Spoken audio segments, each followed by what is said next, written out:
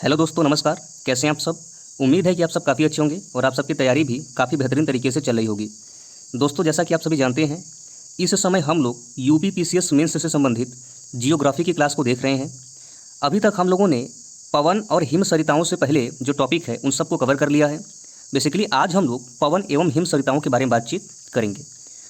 तो सबसे पहले हम लोग ये देखते हैं कि इससे संबंधित अभी तक यूपी पीसीएस में किस किस प्रकार के क्वेश्चंस मेंस में आए हुए हैं। तो यहाँ पर मैं आपको दिखाने का थोड़ा सा प्रयास करूँगा।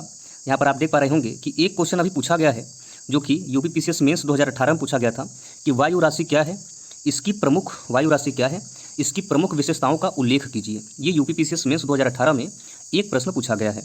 उसके बाद अभी तक 2023 तक एग्ज़ाम हो चुका है मेंस का। वायु या पवन से संबंधित एक भी क्वेश्चन नहीं पूछा गया है। तो हम लोगों ने ये देखा कि अभी तक पवन से संबंधित केवल एक क्वेश्चन पूछा गया, वायु राशि क्या है, इसकी प्रमुख विशेषताओं का उल्लेख करिए।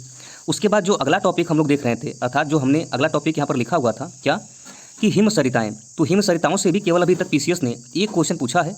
मैं उसको भी दिखाने का प्रयास करूंगा। यहाँ पर 2020 में एक क्वेश्चन पूछा गया था क्या, उच्च पर्वतीय क्षेत्रों में स्थल रूपों का आकार प्रदान करने में हिमनदों की भूमिका का वर्णन कीजिए। 2020 में यूपी पीसीएस में एक क्वेश्चन हिमनदों से अर्थात हिम सरिताओं से क्वेश्चन पूछा गया था। अब आइए थोड़ा सा हम इस चैप्टर की एक बेसिक समझ को विकसित करने का प्रयास करते हैं। दोस्तों, जैसा कि आप सभी जानते हैं कि कोई भी चैप्टर जब हम पढ़ते हैं तो हमें इस बात को समझना बड़ा ज़रूरी होता है कि हम लोग ये समझें कि चैप्टर के कौन कौन से आयाम होते हैं। जैसे मैं पवन की अगर बात करूं तो पवन में हमें पवन के बारे में तो बेसिक जानकारी प्राप्त करनी है। दूसरी बात कि पवन के कितने प्रकार होते हैं, इसकी उत्पत्ति के क्या कारण होते हैं और इसके प्रभाव क्या हो सकते हैं। ठीक है, तो प्रभाव मैं बताता हूं कि किसी भी रूप में हो सकता है, चाहे वो आर्थिक रूप से प्रभाव हो, चाहे सामाजिक रूप से प्रभाव हो, चाहे राजनीतिक रूप से प्रभाव हो, चाहे सांस्कृतिक रूप से प्रभाव हो। अर्थात जो भौगोलिक क्रियाएं होती हैं, जो भौगोलिक घटनाएं होती हैं, वो किसी भी प्रकार से, किसी भी दृष्टिकोण से प्रभाव डाल सकती हैं।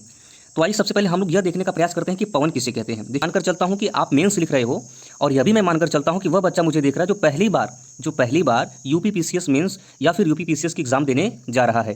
तो यहाँ पर मैं आपको बताना चाहूँगा कि मैं वो चीज़ें देने का प्रयास करता हूँ जो किताबी भाषा से हटकर हो, जो सहज और सरल भाषा हो, ताकि एग्जामिनर को ये ना लगे कि चीज़ें रटी हुई जस्ट टू द पेस्ट उसको छाप दिया गया। मैं ऐसा मानता हूं कि आप देखिए, जैसे पीसीएस में बहुत सारे लोग कहते हैं कि स्ट्रेट फॉरवर्ड क्वेश्चन आते हैं, अर्थात बहुत इजी क्वेश्चन आते हैं। सामान्य सी बात है कि क्वेश्चन जब इजी है तो उसका आंसर सभी लिखेंगे। अब आपके अंदर वह कौन सा गुण है, आपने कैसे पढ़ाई की है, आपकी पढ़ाई कितनी डीप है या फिर कैसे अलग है, ये तो उत्तर लेखन शैली से पता चल जाएगा। क्योंकि भाई देखिए, अब वायु राशि क्या है, इसकी प्रमुख विशेषताएं बताइए, तो ये तो बेसिकली सब लिखेंगे आंसर इसका। लेकिन हो सकता है कुछ ऐसे लोग होंगे जो इससे अलग लिखने का प्रयास करेंगे, तो वो लोग मेंस क्वालिफाई करके इंटरव्यू कॉल के लिए जो है अपने आप को तैयार कर लेते हैं। तो चलिए सबसे पहले हम लोग ये देखते हैं कि पवन किसे कहते हैं। पृथ्वी के धरातल पर वायुदाब में भिन्नता के कारण ही वायु में गति उत्पन्न होती है। इसी गतिशील वायु को पवन कहते हैं। पवनें उच्च वायुदाब से निम्न वायुदाब की ओर बहती हैं। अब यहाँ पर थोड़ा सा मैं आपको समझाने का प्रयास करूंगा, हालांकि डेफिनेशन बिल्कुल ईजी है। पृथ्वी के धरातल पर वायुदाब में भिन्नता होने के कारण, ठीक है, जैसे पृथ्वी पर आप देखेंगे कि वायुदाब जो है वो अलग अलग होते हैं, कहीं पर निम्न होता है तो कहीं पर ज़्यादा होता है। तो जो वायु की गतिशील होने की प्रक्रिया है वह यह है कि उच्च वायुदाब से निम्न वायुदाब की ओर जो है हवाएं बहती है, क्योंकि हवा का प्रेशर जिस स्थान पर ज़्यादा होगा, सामान्य सी बात है कि वो हवाएं उस स्थान से प्रचलित होने का प्रयास करेंगी, बहने का प्रयास करेंगी। तो किधर बहेंगी, तो निम्न वायुदाब की तरफ बहेंगी। तो यही कंडीशन है क्या, पृथ्वी के धरातल पर वायुदाब में भिन्नता के कारण ही वायु में गति उत्पन्न होती है। इसी गतिशील वायु को पवन कहते हैं। जो गतिशील वायु होती है, वायु कहीं पर ठहरा है तो उसे पवन नहीं कहेंगे, जो गतिशील वायु होती है उसे क्या बोलेंगे, उसे बोलेंगे पवन। पवन उच्च वायुदाब से निम्न वायुदाब की ओर प्रवाहित होती है। तो मान लीजिए क्वेश्चन आपसे पूछा गया कि पवन क्या है, इसकी प्रमुख कारणों का वर्णन करिए, प्रमुख प्रकारों का वर्णन करिए। अगर क्वेश्चन आपसे ये पूछा जाता है तो ये डिफिनेशन तो आपको डेफिनेटली लिखना ही लिखना है। हिंदी माध्यम लोगों के लिए मैं बोल रहा हूँ कि ये डिफिनेशन आपको लिखना ही लिखना है। अब यहाँ पर अगर हम प्रकारों की बात करें, थोड़ा सा यहाँ पर आप प्रकारों के बारे में देखिएगा तो 3 प्रकार होते हैं, प्रचलित या स्थायी पवनें, मौसमी पवनें और स्थानीय पवनें। ठीक है, स्थानीय पवनें, ठीक है, स्थायी नहीं, स्थानीय पवनें। प्रचलित भी 3 प्रकार के होते हैं, व्यापारिक पवन, पछुआ पवन, ध्रुवी पवन। मौसमी पवन कुछ 3 प्रकार के होते हैं, स्थल समीर या समुद्री समीर, पर्वत समीर या घाटी समीर और मानसूनी पवनें। उसके बाद स्थानीय पवनों की अगर हम बात करें तो यहाँ पर लू हो गया, फान, ब्लैक रोलर, सिराको, चिनूक। ठीक है, उसके बाद यहाँ पर देखिएगा मिस्ट्रल, बुरा, ये सब जो है स्थानीय पवनों के प्रकार हैं। तो अगर आपसे क्वेश्चन ये पूछा जाता है कि पवन क्या है, पवन के प्रकारों का वर्णन करिए, तो यहाँ पर पवन जो ऊपर लिखा है उसका आप डेफिनेशन लिखेंगे।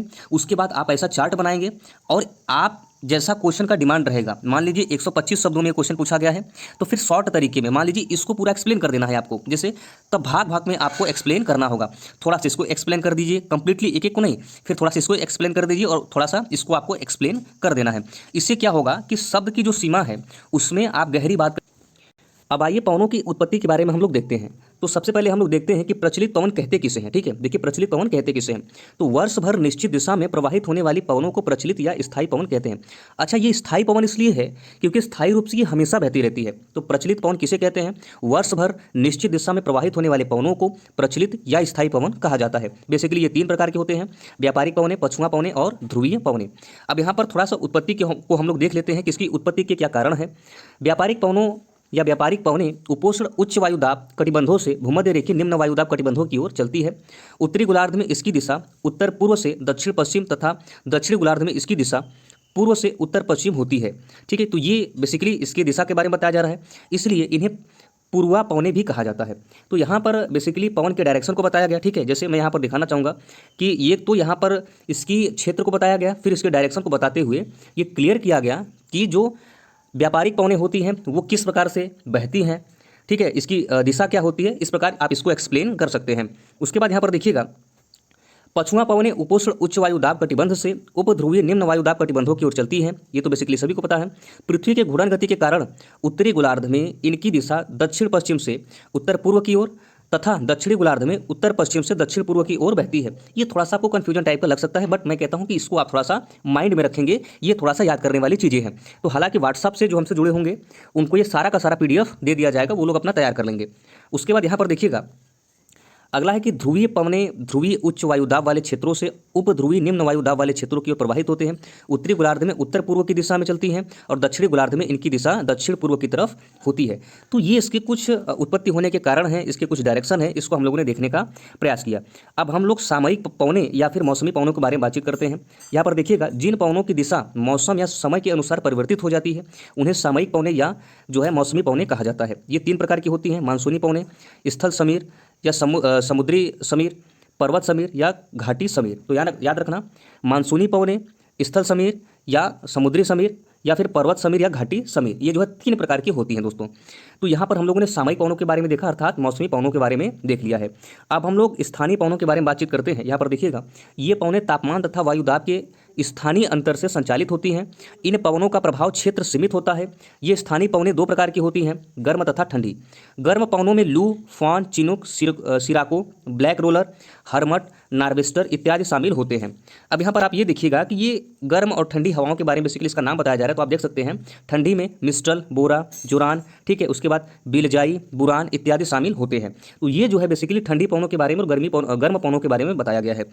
अब यहाँ पर ये थोड़ा सा इन्फॉर्मेशन आप लोगों के लिए है कि बहुत सारे लोग UPPCS मेंस जो उत्तर प्रदेश विशेष जोड़ा गया है पेपर 5 और 6, इसके लिए हम लोगों ने टॉपर्स हैंड राइटिंग नोट्स तैयार किया है। पूरी तरीके से हाथ से लिखी हुई नोट्स है दोस्तों।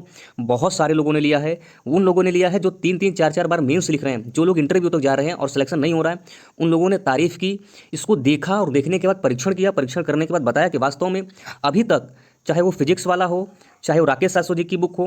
देखिए, राकेश शाश्वत जी की बुक प्रीलिम्स और मेंस दोनों के पॉइंट ऑफ व्यू से है। अब फिजिक्स वाला जो बुक है, आप उसका पेज थोड़ा सा देख लीजिए, कितना लेंदी है। आप ये नहीं कह सकते हो कि पूरा का पूरा आपको एकदम उंगली पर होगा फिजिक्स वाला, ये कभी हो ही नहीं सकता। फिर भी हम लोगों ने हैंड राइटिंग नोट्स में और सारे के सारे क्वेश्चन यहाँ पर थोड़ा सा मैं आपको दिखाना चाहूँगा जो जो यहाँ पर विशेषताएँ हैं। जैसे पाठ्यक्रम का विश्लेषण किया गया है इसमें, ठीक है। उसके बाद पाठ्यक्रम प्रश्न उत्तर के रूप में कवर किया गया है। मैं फिगर का समावेश किया गया है। सरल और सहज भाषा का प्रयोग किया गया है। पूर्व के पूछे गए प्रश्नों का हल है। जैसे 2023 में एक पेपर हुआ है 5-6, उसका पूरा हल है। उसके बाद उत्तर प्रदेश विशेष पेपर 5-6 के लगभग 300 प्लस प्रश्नों का विश्लेषण किया गया है। ये बहुत बड़ी बात है, 300 प्लस प्रश्नों का विश्लेषण किया गया है। और यहाँ पर अगर मैं पेज की बात करूँ तो 600 प्लस पेज है इसमें। ये मूल्य पेपर 5 और 6 दोनों के लिए 499 रुपीज़ में, दोनों जो है दोनों आपको 499 रुपीज़ में ये नोट्स दिया जाएगा। यहाँ पर आप देख सकते हैं जितनी सारी चीज़ें मैं सबको एक्सप्लेन करके बता दे रहा हूँ किसकी क्या क्या चीज़ें है। जैसे यहाँ पर आप देखेंगे कि प्रिय विद्यार्थियों, यह नोट्स उत्तर प्रदेश लोक सेवा आयोग द्वारा जारी की गई पाठ्यक्रम के अनुरूप पूरी तरह से हाथ से लिखा गया है। इस नोट्स के माध्यम से हर एक सिलेबस के टॉपिक को प्रश्न उत्तर के प्रारूप में कवर किया गया है। इसमें कई सारे IAS-PCS के टॉपर का अनुभव भी सम्मिलित है। लेने के लिए आप इस पर व्हाट्सअप कर सकते हैं 93 36 054 987। 93 36 054 987। आप इस पर व्हाट्सअप करेंगे, आपको डेमो 29 पेज का आपको डेमो भेजा जाएगा। क्या 29 पेज का डेमो भेजा जाएगा, आप उसको देखिए, आप उसको देखिए। पेपर 5 और 6 दोनों के डेमो भेजे जाएंगे, आप उसको देखिए। क्या वास्तव में ये हेल्पफुल हो सकता है? क्या अभी तक ये सभी किताबों को पीछे छोड़ने की दावा कर रही है, तो क्या सभी ये वास्तव में सभी किताबों को पीछे छोड़ सकती है? आप इसका लीजिए और देखिए, डेमो देखिए और परीक्षण करिए, उसके बाद लीजिए। क्योंकि दोस्त मैं जानता हूँ ये बहुत कीमती है, ये बहुत कीमती चीज़ है और बहुत मेहनत से आता है। छात्र जीवन में ये सारी चीज़ें मैं झेला हूँ, इसलिए मैं समझ सकता हूँ। तो आप गलत चीज़ों पर ना जाएं, सही चीज़ के लिए आप परीक्षण करके तभी लें, ठीक है। तो ये इसके कुछ डेमो रहे इस नोट्स के। जैसे एक क्वेश्चन पूछा गया था 2023 में, उत्तर प्रदेश में मनाए जाने वाले विभिन्न त्योहारों का उल्लेख करिए। तो यहाँ पर इसका विश्लेषण बेसिकली दिया गया, ठीक है। इसका उत्तर यहाँ पर फ्लो चार्ट के माध्यम से देने का प्रयास किया गया, बहुत कम पैसे देने का प्रयास किया गया। फिर लास्ट में निष्कर्ष यहाँ पर दे दिया गया। क्या उत्तर प्रदेश एक बहुसांस्कृतिक प्रदेश है, यहाँ पर विभिन्न वर्गों द्वारा अपने अपने त्योहारों व पर्वों को मनाया जाता है। यह प्रदेश में भाईचारे के साथ साथ एकता को भी प्रदर्शित करता है। मतलब आप इस नोट्स को कह सकते हो कि वास्तव में टॉपर्स नोट्स से कम नहीं है। और टॉपर्स नोट्स इसलिए नाम रखा गया है क्योंकि वास्तव में वो लोग ये नोट्स ले रहे हैं जो लोग मेंस लिख रहे हैं, उनका 5-6 में कम नंबर आने के कारण सिलेक्शन नहीं हो रहा है। उन लोगों ने लिया और कहा कि इस बार मेरा सिलेक्शन हो जाएगा, जहां तक मैं अनुभव कर पा रहा हूँ, ठीक है दोस्तों। फिर यहाँ पर देख सकते हैं, फिर ये कुछ मॉडल आंसर रहा इसका, ठीक है। इस प्रकार से इसका कुछ आप डेमो देख पा रहे होंगे। अब यहाँ पर देखिए, पवन से केवल एक क्वेश्चन पूछा गया, जैसा कि मैंने आपको दिखाया कि वायु राशि क्या है, इसकी प्रमुख विशेषताओं का उल्लेख करिए। तो ये इसका मॉडल आंसर है। क्या वायु राशि वायुमंडल के उस विस्तृत तथा घने भाग को कहते हैं जिसमें विभिन्न ऊंचाई पर क्षैतिज रूप में तापमान तथा आर्द्रता संबंधित लगभग समानताएं होती हैं। तो आप इसको देख लीजिएगा जब मैं आपको PDF दूंगा, ठीक है।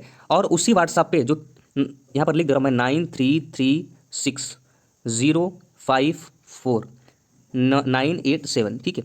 93 36 054 987, इस पर आप व्हाट्सअप करेंगे ना, तो आपको PDF भी मिल जाएगा और PDF लेने के बाद आपको व्हाट्सअप में जोड़ दिया जाएगा। और जो भी क्लासेस होती हैं उनका PDF, ठीक है, हैंड राइटिंग नोट्स में चाहे किसी भी फॉर्मेट में हो, आपको वहाँ पर प्रोवाइड कर दिया जाएगा। तो ये बेसिकली मैं उम्मीद ऐसा करता हूँ कि ये आपका काम है प्रीवियस ईयर देखना, ये आप देखेंगे दोस्तों, ठीक है। उसके बाद यहाँ पर इसका मैंने मॉडल आंसर डाल दिया है, आप इसको देख लीजिएगा। अब जैसे अगला था हिम सरिताएं। तो देखिए इससे बहुत ज़्यादा क्वेश्चन तो नहीं पूछा गया, हालांकि 2020 में क्वेश्चन पूछा गया है। तो मैंने इसके केवल एक मॉडल आंसर के माध्यम से कवर करने का प्रयास किया है कि अगर आप इतना जान जाते हो तो अगर क्वेश्चन आता है तो आइडिया आपको रहेगा कि क्वेश्चन आप कर लोगे। बाकी बाकी मैं ये सजेशन करूंगा कि आप इसको विकीपीडिया के माध्यम से थोड़ा सा नोट्स अवश्य बना लें ताकि बेसिक आइडिया रहे। अगर इससे इतर कोई क्वेश्चन आता है तो आप उसको भी कर लें, ठीक है। मैं ये नहीं कहता हूँ कि भाई मेरे वीडियो से या फिर मेरे कंटेंट से आपका 100% हो जाएगा। मैं हमेशा कहता हूँ कि 10-5% का भी अगर मदद होता है हमारी तरफ से तो ये सफिशियंट रहता है मेरा मेहनत करना। यहाँ पर देखिए कि उच्च पर्वतीय क्षेत्रों में स्थल रूपों का आकार प्रदान करने में हिमनदों की क्या भूमिका है, इसका वर्णन करना है। तो एक बार हल करने का प्रयास करें। आप भी लिखे होंगे, ऐसा तो हो नहीं सकता। इसको मैं थोड़ा सा फिर से पढ़ देता हूँ क्योंकि बोलने में थोड़ा सा इधर उधर हो रहा है। देखिए इसको मैं फिर से पढ़ देता हूँ। देखिए जैसे कि उच्च अक्षांशों एवं उच्च प्रदेशों में तापमान की न्यूनता के कारण हिम क्षेत्र पाए जाते हैं। जैसा कि मैंने बताया था, उच्च अक्षांश और निम्न अक्षांश क्या होते हैं। जैसे मान लीजिए पृथ्वी है, ये इक्वेटर लाइन है, भूमध्य रेखा है। तो इक्वेटर लाइन के जो पास की क्षेत्रें होती हैं इसे उच्च अक्षांश कहा जाता है। क्या कहा जाता है, सॉरी, इससे निम्न अक्षांश कहा जाता है, ठीक है। यहाँ पर देखिएगा जैसे ये पृथ्वी हो गई, तो ये जो है भूमध्य रेखा के आसपास की जो क्षेत्रें होती हैं इसे निम्न अक्षांश कहा जाता है। और इस ध्रुव वाली क्षेत्रें होती हैं, इधर के क्षेत्रों को उच्च अक्षांश कहा जाता है। तो चूंकि ध्रुव की तरफ तो हमेशा ठंडा प्रदेश रहता है, ठीक है। और उच्च उच्च प्रदेश अर्थात उच्च प्रदेशों की मतलब ये बात की जा रही है कि जो चीज़ें उच्च प्रदेशों की तरफ है अर्थात उच्च अक्षांशों की तरफ है। तो ध्यान रखना, क्या उच्च अक्षांशों एवं उच्च प्रदेशों में तापमान की न्यूनता के कारण हिम क्षेत्र पाए जाते हैं जो हिमनदी को जन्म देती हैं। हिमनद हिम के समुद्र होते हैं जो हिम क्षेत्र से गुरुत्व के कारण एवं तापक्रम की अधिकता के कारण धीरे धीरे सरकते हैं और विभिन्न स्थलाकृतियों का निर्माण करते हैं। तो ये बेसिकली भूमिका देने का प्रयास किया गया कि आप किस तरीके से इसकी भूमिका तैयार कर सकते हो। फिर यहाँ पर लिखा गया है कि उच्च पर्वतीय क्षेत्रों में स्थल रूपों को आकार प्रदान करने में हिमनदों की क्या भूमिका है। तो यहाँ पर जब हिमनद को, यहाँ पर देखिए लिखा गया है, जब हिमनद में कंकड़ पत्थर तथा चट्टानी चूर्ण पर्याप्त मात्रा में विद्यमान होते हैं तो यह अपरदन का कारक बनते हैं। हिमनदों के अपरदन एवं निक्षेपण से निम्नलिखित स्थलाकृतियों का निर्माण होता है। बेसिकली आप यहाँ पर ये बता सकते हो। उसके बाद हिमानीकृत घाटियाँ, यू आकार की घाटी को यहाँ पर एक्सप्लेन किया गया है, ठीक है। उसके बाद निलंबित घाटी को एक्सप्लेन किया गया है। फिर सर्क को एक्सप्लेन किया गया है, ड्रमलीन को एक्सप्लेन किया गया है, नू अर्थात नाटक को एक्सप्लेन किया गया है और एरीट को यहाँ पर एक्सप्लेन किया गया है। फिर यहाँ पर छोटा सा आप यहाँ पर डेफिनेशन देने का प्रयास किया गया है। तो दोस्तों आप इसका नोट्स बना लीजिएगा। मैं कहता हूँ कि फिर से इस मॉडल आंसर का आप स्क्रीनशॉट ले सकते हो या फिर इस मॉडल का स्क्रीनशॉट ले सकते हो या फिर मैं आपको PDF दूंगा तो वहाँ से आप इसको पढ़ सकते हो, ठीक है। यहाँ पर स्क्रीनशॉट ले लीजिएगा।